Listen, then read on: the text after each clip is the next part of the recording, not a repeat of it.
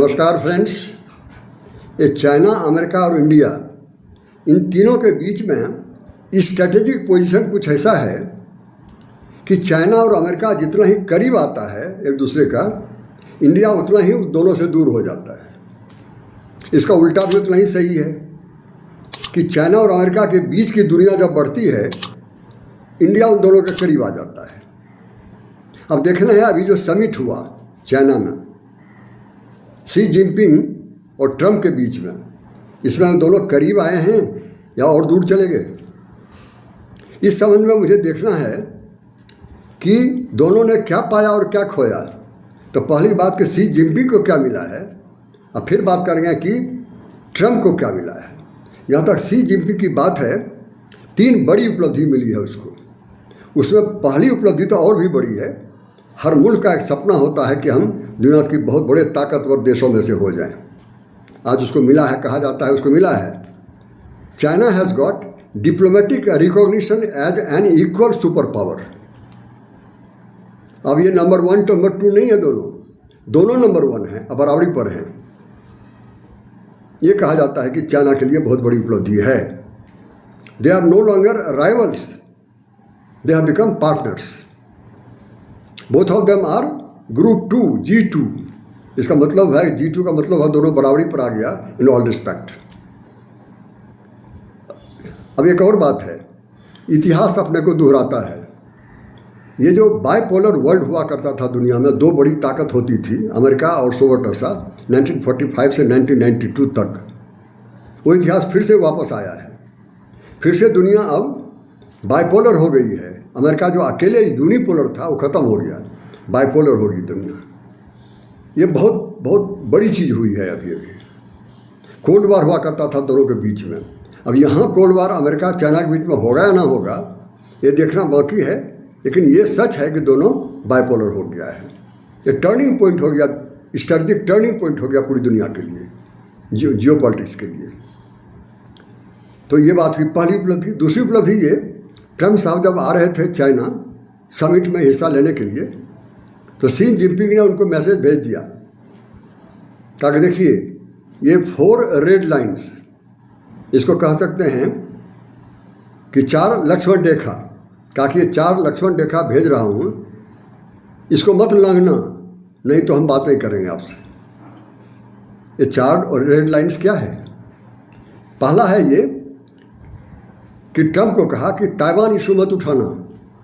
दूसरा कहा कि ह्यूमन राइट्स इशू मत उठाना। तीसरा कहा कि पॉलिटिकल सिस्टम की बात मत करना कि हम डेमोक्रेसी हैं, आप कम्युनिज्म है तो बेकार हैं। मुझे पता है कितना आपके यहाँ ह्यूमन राइट्स है और कितना डेमोक्रेसी है, अच्छी तरह मालूम है। और जो चाइना का डेवलपमेंटल राइट है, डेवलपमेंट करने का राइट, उसमें कभी भी बाधा मत डालना, ये सवाल मत उठाना हमारे सामने। डेवलपमेंट राइट में कभी ये मत सवाल उठाना कि हाँ टेक्नोलॉजी आपको नहीं देंगे तो वो नहीं देंगे, वो नहीं देंगे। ऐसा करोगे तो फिर मुश्किल है। और मज़े की बात यह है कि ट्रंप साहब ने ये 4 बातें मान ली, नहीं उठाया। पहली बार हुआ, हम कह सकते हैं इतिहास में, कि ताइवान इशू को नहीं उठाया दोनों प्रेसिडेंट ने, या और तीनों बातें।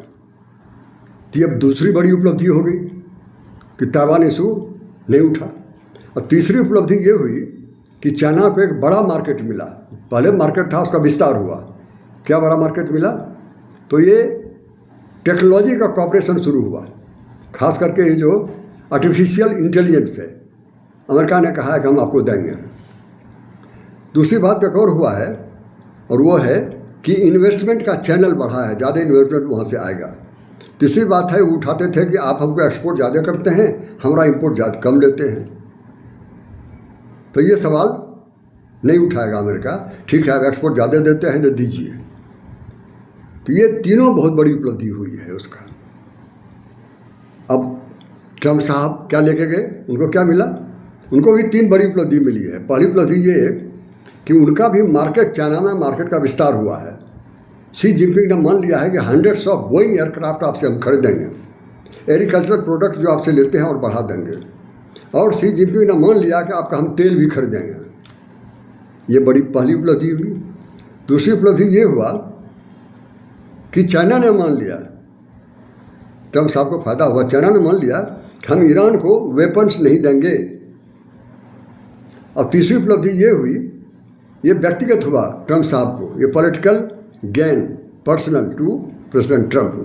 वो अमेरिका वापस पहुंच गए हैं और कह रहे हैं कि चाइना जो अमेरिका का सबसे बड़ा कॉम्पिटिटर है, राइवल है, उसको हमने इंगेज कर लिया है ये समझौता करके। ये हमारी बहुत बड़ी उपलब्धि है। ये 3 उपलब्धि वो कह रहे हैं, तो 3 चाइना की उपलब्धि और 3 अमेरिका की उपलब्धि। लेकिन कुछ ऐसी बातें हैं जो दोनों के हित में था, उसको सॉल्व नहीं कर पाए, उस पर डिस्प्यूट बना हुआ है। So what not done in common interest. पहली बात तो ये कि ये ईरान इशू को सॉल्व नहीं कर पाए। ईरान इशू पर कोई भी एग्रीमेंट नहीं हुआ, दोनों के बीच में समझौता नहीं बन पाया। वो तेल फंसा हुआ है, ब्लॉकेड लगा हुआ है, इस पर होना बहुत ज़रूरी था, दोनों के लिए भी, पूरी दुनिया के लिए भी, इंडिया के लिए भी। दूसरी बात, ये अमेरिका का सैंक्शन लगा हुआ है चाइना पर, उस पर कोई एग्रीमेंट नहीं बना। और तीसरी बात ये कि ये ट्रेड डील अमेरिका और चाइना के बीच में फाइनलाइज नहीं हो सका, ये टैरिफ की बात फाइनलाइज नहीं हो सकी। ये तीनों चीज़ें दोनों के हित में थी, दुनिया के हित में थी, जो नहीं हो सकी। अब ये है कि भारत को क्या मिला, इम्प्लीकेशंस ऑन इंडिया। और आप जानते हैं India's strategic environment is heavily shaped by relation between China and America. उन दोनों के बीच में रिश्ता कैसा है, भारत का हित उसमें देखा जाता है। अब देखिए, ये कहा गया ना, जैसा मैंने पहले कहा था आपको कि जब करीब होते हैं तो दूर होता है, दूर से करीब होता है। ताइवान सवाल तो नहीं उठाया, but Taiwan still remains a major issue between China and America. And so is India's significance as balancing power remains substantial. Balancing power जो इंडिया की ताकत है, स्ट्रेटेजिक जो वेट है, it's a counter strategic weight है, ये बना हुआ है भारत के लिए। ये भारत की बड़ी उपलब्धि है जो बची रह गई, इसलिए वो दोनों उतना करीब नहीं आए हैं, इसलिए भारत उन दोनों के करीब रहेंगे और दोनों से फ़ायदा उठाएंगे, दोनों के बीच में रह करके।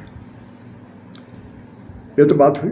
और तीसरी बात एक और है कि जैसा मैंने कहा, इतिहास ने दोहराया, क्या दोहराया, बाइपोलर दुनिया जो थी फिर से वापस आ गई है।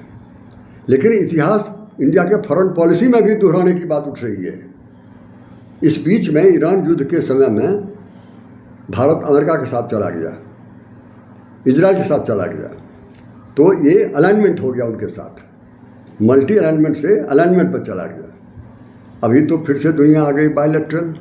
तो जब बायलैटरल दुनिया थी तो कोल्ड वॉर था, इंडिया की पॉलिसी थी नॉन अलाइनमेंट 1945 से लेकर 92 तक। तो सिर्फ बाइपोलर दुनिया नहीं आई है वापस, बल्कि ये नॉन अलाइनमेंट भी वापस आया है इंडिया के लिए। अब इंडिया को डिसाइड करना है कि अमेरिका के साथ ही रहेंगे या नॉन अलाइंड रहेंगे, दोनों के बीच में रहेंगे, दोनों का फ़ायदा उठाएंगे।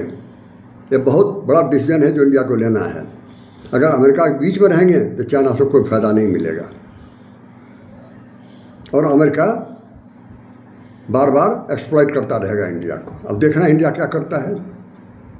और दूसरी एक और बात है कि चाइना का स्ट्रेटजिक पोजीशन बढ़ गया। अब चाइना दुनिया में अमेरिका के बराबर हो गया। तो जब चाइना और अमेरिका दोनों एशिया में रीजनल राइवल है एक दूसरे का, they have rivalry in region, Asian region. तो जब राइवल दोनों है और उसका कद बड़ा हो गया है तो जाहिर है भारत की परेशानी बढ़ने वाली है। ये बात तो सही है। लेकिन जो भी हो, चाहे वो दूर रहें नज़दीक रहें, इंडिया की अपनी सबसे बड़ी ताकत है कि इंडिया का विशाल मार्केट है, बहुत बड़ा बाज़ार है। हर कोई चाहेगा इस बाज़ार का फ़ायदा उठावे, चाहे वो चाइना हो, चाहे अमेरिका हो, चाहे बराबर हो दोनों या ना बराबर हो। और दूसरी बात है, इंडिया का जीडीपी दुनिया में इस बड़ी ताकतों में से सबसे अधिक है। तो ये अमेरिका और चाइना भी चाहेगा कि इन्वेस्ट करें हम यहाँ पर। तो ये बहुत बड़ी बात है जो भारत के लिए, भारत की सुविधा की बात है। और अंत में मैं कंक्लूजन करूँगा, 3 कंक्लूजन। पहली बात तो ये कि Xi Jinping has one long term strategic positioning, जैसा मैंने कहा कि इक्वल सुपर पावर हो गया।